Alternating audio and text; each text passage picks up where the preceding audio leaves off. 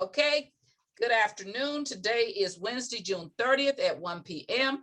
And this is the St. Louis Board of Aldermen meeting, the Streets, Traffic, and Refuse Committee. And it is called to order. Madam Clerk, would you please call the roll?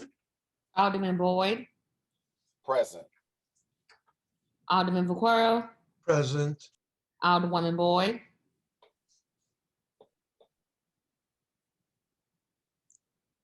Alderman Bosley, Alderwoman Morton, Alderwoman Schweitzer, Present. Alderwoman Peel, Chairwoman Sias, Present. Alderwoman Boyd, Present.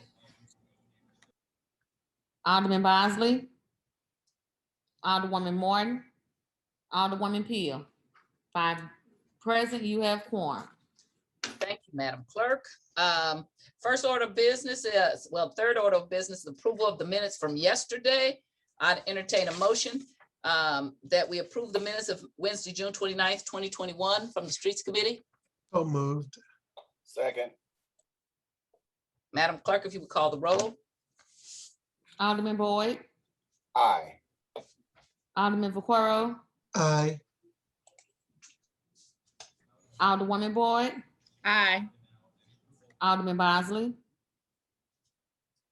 Alderwoman Morton, Alderwoman Schweitzer, Aye. Alderwoman Peel, Chairwoman Sias. Aye.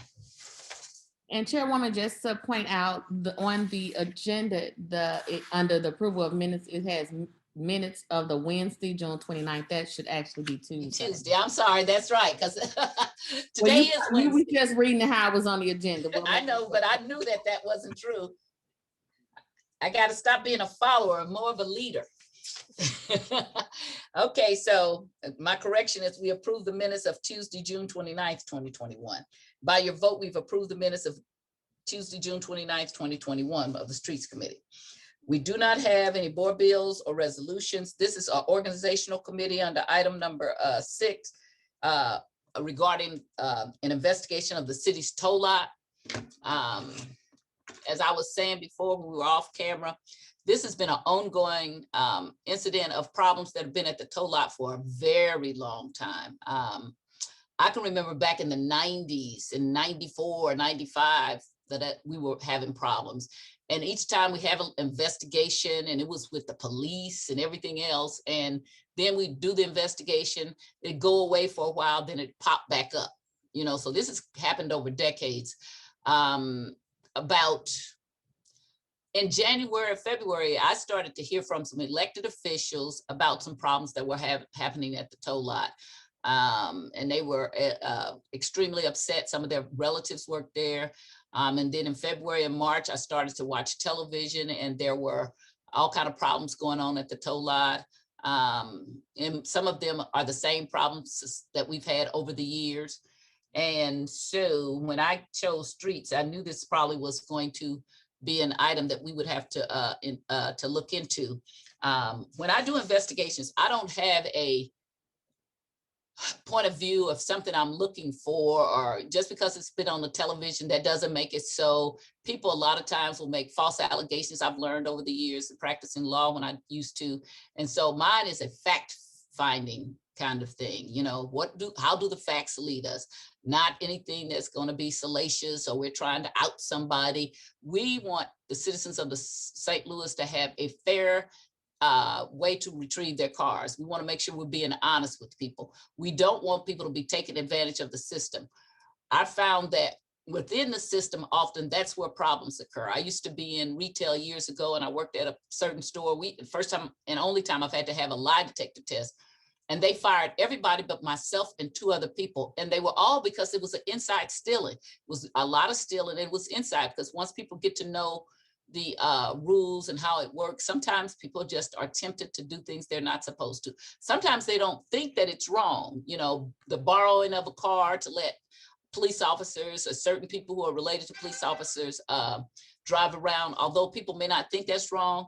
That's an appearance, if not an actual, it's an appearance of impropriety, if not an actual conflict.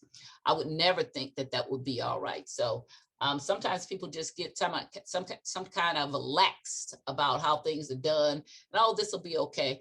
But we are dealing with people's livelihoods. People spend a lot of money for automobiles and other vehicles, and they should feel like that they have a fair chance, even if their car was towed, to get their vehicle back in the way that we have prescribed. And so I think it's kind of been a failure on the part of the Board of Aldermen on these years that we've not put in more strict procedures. And also in just watching Kent Flake in one of the interviews talk about that we didn't have a written policy or procedure, that they had it on the wall, but there was nothing written. That worried me. So after the first or second investigation, you should have a procedure. So I wanted to kind of just meet to talk about how we were going to organize this investigation. We're hitting a wall in that we're going down for recess on the 16th of July. So we're cutting it real close. We got 16 days. I don't know what kind of plans people have. I don't know if people want to meet during the time that we're out of session. So those are the things we want to talk about. I also have emailed to all the people on the committee, but the major things the clerk did put out on Google Drive. I sent you an abandoned property manual for the state of Missouri. I sent you the codes for the city of St. Louis about the towing. I also sent you a couple of audits done by the comptroller's office, one in November 2018 of the towing division, another one in March 19th, 2021. Those are all available to all Alder people. I am sending you a copy of the table of organization for the Department of Streets for all the different subcategories of streets. So one would be for towing, one would be for refuse. That's going to the committee members, but it will go out on the Google Drive also so that you will have access to that. And I also sent you some of the news articles that have been on television regarding the tow lot over the years. I didn't ask the clerk to put that out on the Google Docs retrieval or anything. I just wanted us to be kind of coming from the same place of having some of the same knowledge of what had happened. So that way, as we talked about how we wanted to see this investigation go, we would have some background information. I've lived through much of it, so I kind of remember a lot of it, but I did want some of the newer members to be aware of this. I know Alderman Vaccaro actually tried to he did pass an ordinance to try to make sure that people were treated more fairly. It wasn't quite followed through the way it should have been. So now we are at this point in time again of investigating the tow lot and looking at the best way to do that and making a decision about, do we want to do it sometime over the recess from the board, and if so, what kind of time frame?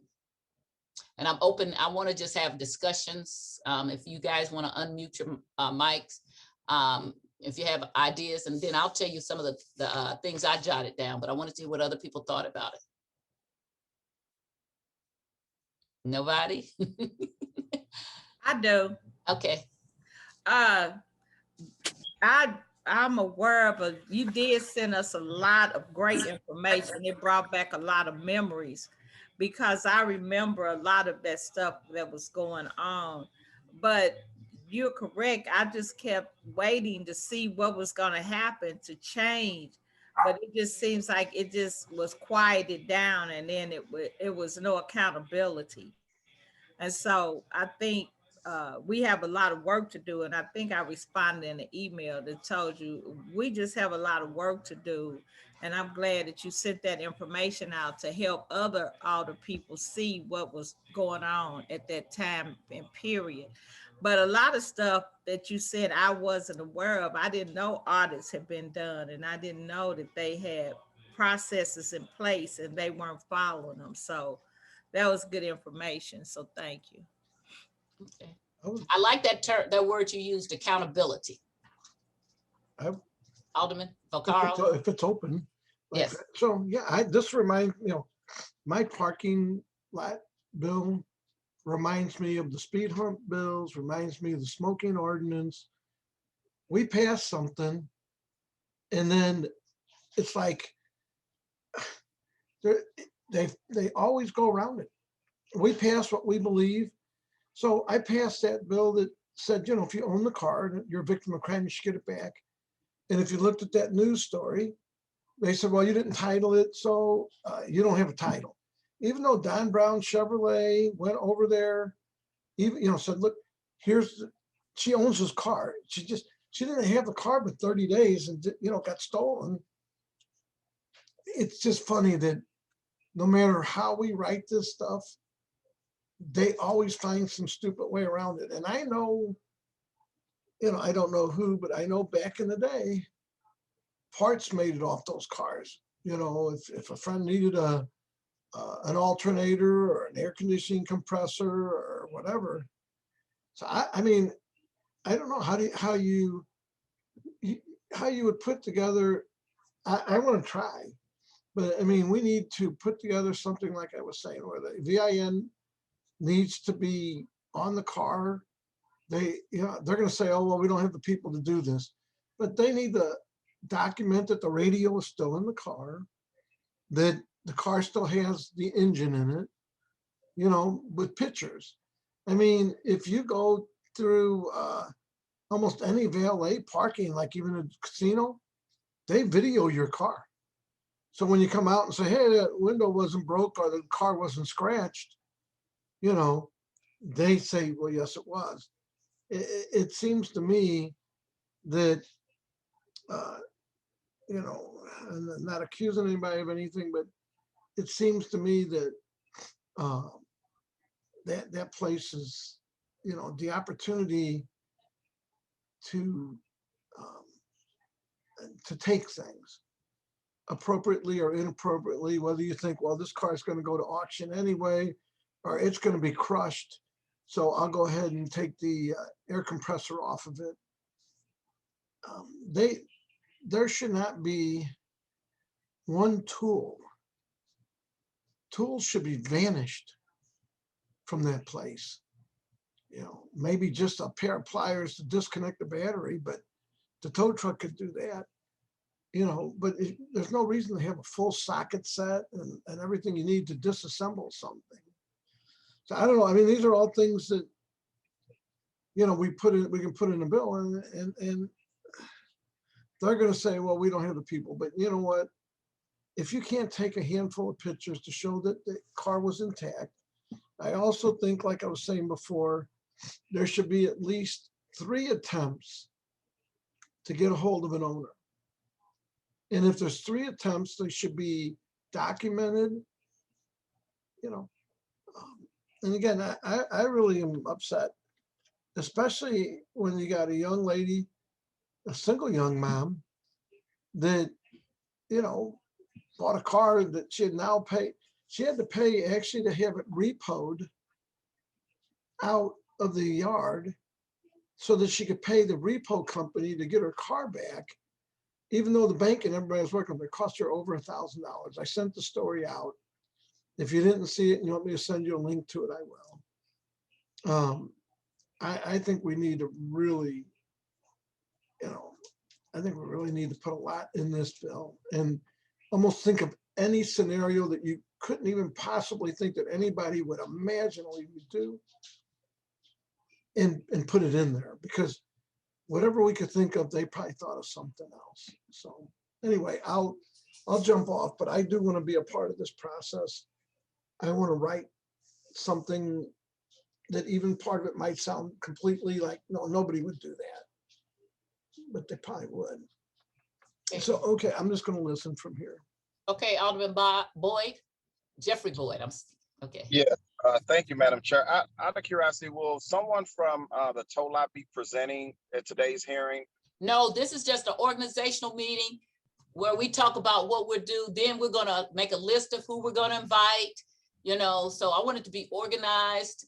And so I didn't want it to be real long. I just wanted us to be on the same page and to see if there was any documents more documents that you wanted. So we would have all of that and have an opportunity to go over it. Okay, I've been rushing all day today. So I know you sent some links to some stuff, but does it include what their current policy is? I heard you say they had something written on the wall, but So they don't have a written procedure at this time still. They have, in his interview, Kent Flakes talked about where they have 40 postings on a wall. So that's one of the things that I'm very concerned about, because over the years, somebody should have put a procedure. I'm going to ask if personnel could help them write a procedure, somebody can help them. That's one of the things that needs to be done, but they don't have one right now. I did send you a link to the comptroller's done a couple of audits. I sent you a link to what the state law is about towing. I sent you a link to our city codes about towing. I sent you emails about some of the stories that had run, not all of them, but just covering over a couple of decades of what has happened in the towing department. So we could all kind of be coming from a somewhat similar perspective. Gotcha. Okay. Wow. I'm kind of shocked that there's no operating procedure manual. Well, look at the interview. Which one is it? I'll tell you, I sent you the link. And I think it's entitled Missing Cars, Money, Comptroller's Audit, St. Louis City Tow Lot Exposes Mismanagement. I think that's the one. In there, Kent Flake says it himself. So it's not just what they said. They interviewed him. Right. One of the things that I don't want to do as we may need to update our code is get too far in the weeds with policy stuff. So it would really be helpful if the street department would create a policy soon so that we'll understand, the mechanics of how it works when the car gets towed. Because it was my understanding, just talking to some drivers, I guess a couple of years ago, that they take pictures when they come out on the scene. So they all around the car, so the scratches, dents, or whatever, like all the car, what the radio is. So, you can see that when they picked it up, it had all the stuff in it. It was intact. So, I hate to think that that's just arbitrary. Well, no, And it's Mr. not Flake fair. said that, I'm sorry. He said they had it up on the wall, so I'm going to ask him to make a copy of whatever they have on the wall and give it to us. He said Okay. they have 40 different pages on the wall. Okay, well, I have nothing really to add. I'm willing to listen to my other colleagues. Thank you. Okay. Mhm. Anybody else? You don't have to be on the committee. If you're an audit person here, if you have something to say, unmute yourself and speak. Mr. Stevens, Alderman Stevens, Alderwoman Rice, Alderman Bosley. Yes, ma'am. So I definitely think this is a very good discussion. I've also had some hiccups in the past there with the tow yard. I do think also with the switch of personnel, the different people that are there now, it should be a little bit easier for whatever protocols that we do put in place through the ordinances for people to follow. I think in the past we've had, I would say, a personnel issue with all of this. Of course, like Alderman Vaccaro said, we can, he's passed certain things and it hasn't been enforced.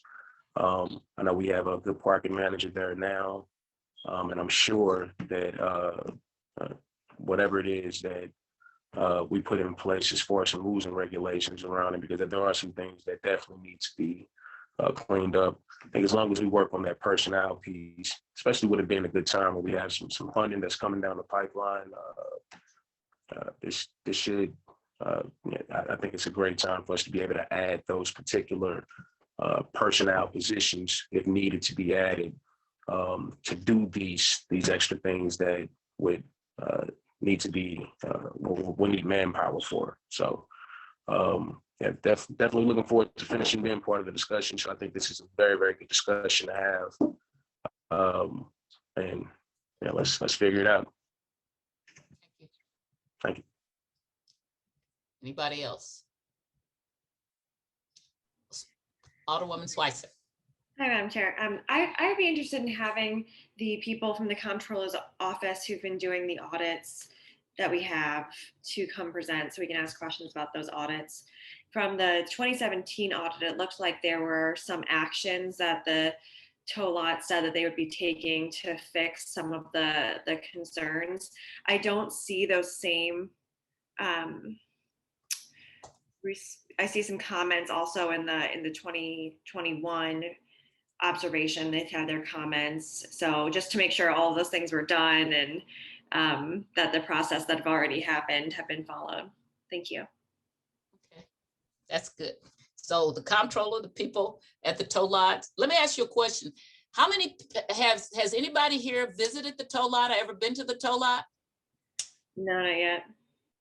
Would you like to take a group trip to the tow lot so we can? I know you probably have, Alderman. Not you, okay? When I'm asking these questions, not you, everybody but you.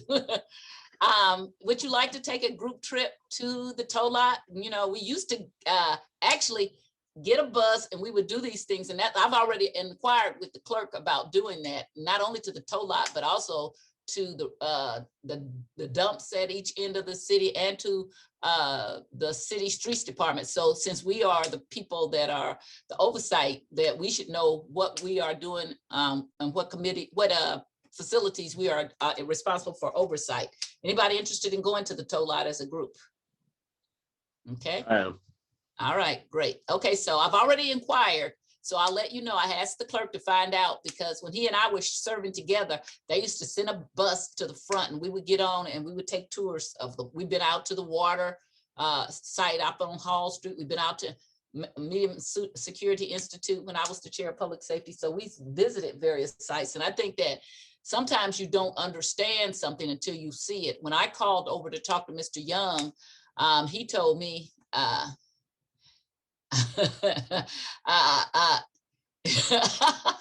the alderman from the 26 is having me laughing. Mr. Young told me that that they were running out of room on the tow lot and that they were looking at other sites on Hall Street to possibly purchase because they needed more room, because I was questioning him about why they weren't towing more of these cars that I was turning in. And so I think just having besides investigating, looking at what we're talking about investigating would help us. So I will see if the clerk can do that sooner than later.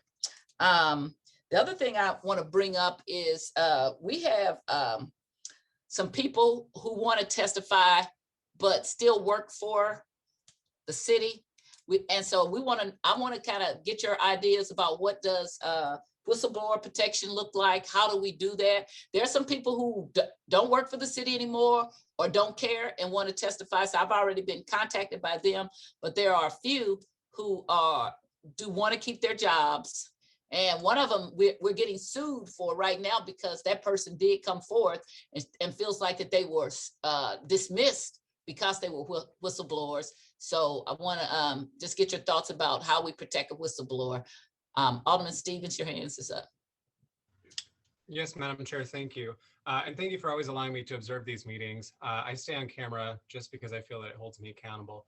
But generally, I'm just here to listen. However, when it comes to whistleblower and whatnot, I would say that various other governmental entities utilize such channels as a dissent channel or as a whistleblower channel.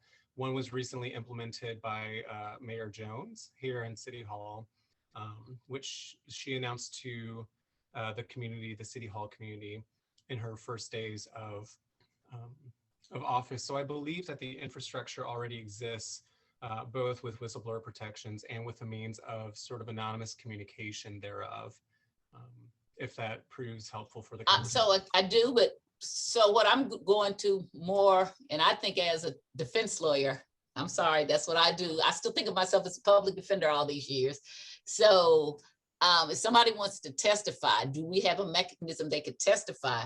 And is it fair if they're making accusations against people and they're keeping their identity secret? And I know why. Now, I think we have a whistleblowers law, and Mr. Ghali, I was going to ask you if you could do that research and provide us with what our whistle protection law or whistleblowers law is for the city of St. Louis. Certainly.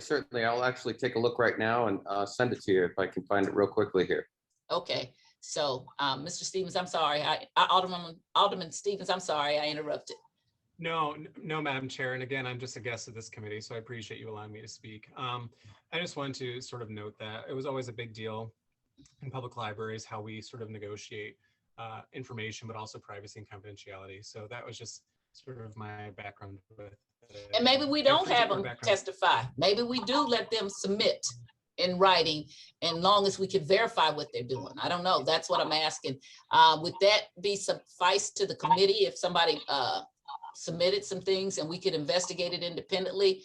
Is that somebody would people have a problem with that? I would not think that'd be. We missed what you said. I'm open to that also. I just couldn't find my. What about you, Alderman Sorry, yeah, Stevens? I'm open to it also. Okay, are you open to something like that, or Whom? Alderman Stevens, are you open to something like that? Oh, I mean, absolutely, as a guest. I mean, You're not a guest, you're a member of the Board of Aldermen. Just because you're not on a committee, that doesn't mean you're a guest, okay? That just means you're not on this particular committee. Most things that come out of committee have to go to the full board. The more people participate and help shape something that's something we could all live with and get behind, the better it is for the Board of Aldermen and the citizens of St. Louis, is how I believe, okay? I appreciate that. Thank you.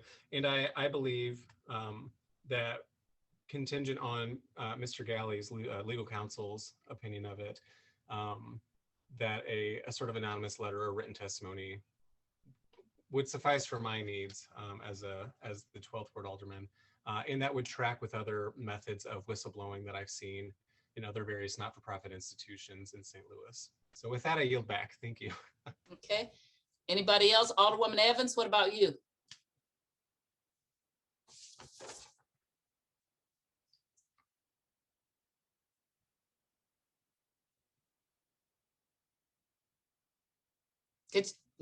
You're still muted.